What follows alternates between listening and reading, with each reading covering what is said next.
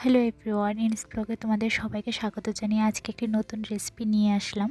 তো রেসিপিটা হলো মাশরুম, যেটা আমার মা প্রথমবার বানাচ্ছে। আর সেটার জন্য এখানে মশলা সব মা বেটে নিয়েছে, ধনা, জিরা, আদা, রসুন বাটা, মরিচ বাটা। আর এখানে আছে ছইয়ের বিচি আর আলু ভাজা, পেঁয়াজ, রসুন। প্রায় মাংসর মতনই এটা হয়। তো আমার মাও ফার্স্ট টাইম বানাচ্ছে। কিছু যদি ভুল হয়ে থাকে বা আরও কিছু যদি দেওয়া যায় তো প্লিজ কমেন্টে সবাই জানাবে। তো কড়াইটা আগে থেকে খুব গরম ছিল, তো মা এখানে সাদা তেল দিয়েছে, তেজপাতা, দারচিনি, এলাচ এগুলো দিয়ে দিয়েছে। তারপর ভালোভাবে একটু নেড়ে চেড়ে দিয়ে দেবে মশলাগুলো, সব বাটা মশলাগুলো দিয়ে দেবে। তোমরা দেখো,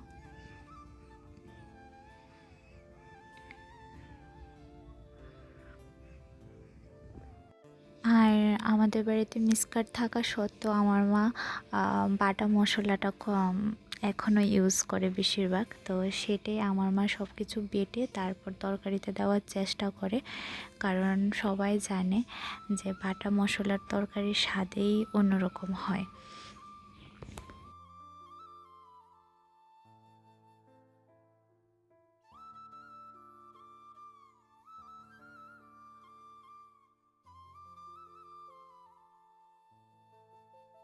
তারপর যে থালে মশলাটা ছিল সেই থালের জলটাও ভালোভাবে দিয়ে দিয়েছে, কারণ জল তো দরকার মশলাটা একটু কষানোর জন্য। তো স্বাদ মতো নুন, হলুদ দিয়ে দিচ্ছি, দিয়ে মশলাটা একটু ভালোভাবে কষিয়ে নিতে হবে যতক্ষণ না মশলাটার থেকে তেল বাড়ছে।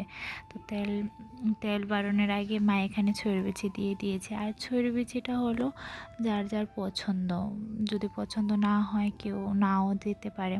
তো আমার মা দিয়েছে, কারণ ছইয়ের বিচি আমাদের ঘরে ছিল।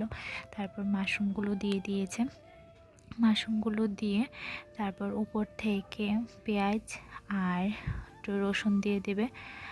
সম্পূর্ণটা মাংসর মতনই হয়। আমার মা ওই ফার্স্ট টাইমে রাঁধছে, তো আমাদের তো খেতে খুব ভালোই লেগেছে। তো তোমরা সবাই বলবে কে কে মাশরুম ভালোবাসো, আর কার কার বাড়িতে মাশরুম রান্না হয় প্রতিনিয়ত। আমাদের বাড়িতে, মানে আমার বাপের বাড়িতে এই ফার্স্ট টাইম আমার মা রাঁধছে। তো দেখো, এটা থেকে আরও জল বেরিয়েছে। তো মা ভালোভাবে কষিয়ে নিচ্ছে, খুব সুন্দরভাবে কষিয়ে নিতে হবে। আর মাশরুমটা সিদ্ধ করে নিতে হবে ভালোভাবে। তারপর মা যে আলুগুলো ভেজেছে তো সেগুলি দিয়ে দিয়েছে। তো ভালোভাবে এটা কষানো হোক, তোমরা দেখো।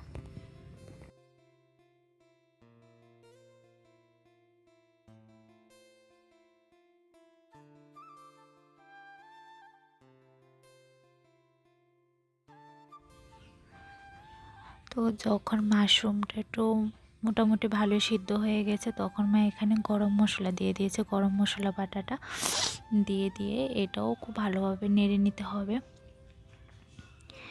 আর তখনই খুব একটা ভালো একটা ফ্লেভার আসে মানে তরকারিটার থেকে। তারপর মাশরুমটা ভালোভাবে কষানো হয়ে গেলে তারপর এতে ঢেলে দিতে হবে গরম জল।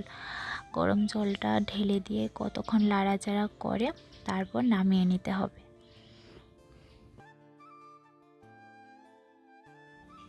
তো আজকের তরকারি রেডি। তোমরা দেখতেই পাচ্ছ যে খুব সুন্দরভাবে ফুটছে, কারণ তরকারিটা হয়ে গেছে। মা এখন নামিয়ে নেবে। খুব সুন্দর একটা ফ্লেভার এসেছে। আর তোমরাও বাড়িতে ট্রাই করতে পারো যদি তোমাদের ভালো লেগে থাকে রেসিপিটা। আর আজকের জন্য এতটুকু। যদি আমার ভিডিও তোমাদের ভালো লেগে থাকে তাহলে লাইক, কমেন্ট, সাবস্ক্রাইব করে দেবে আর শেয়ার করে দেবে। আজকের জন্য বাই বাই, সবাই ভালো থেকো।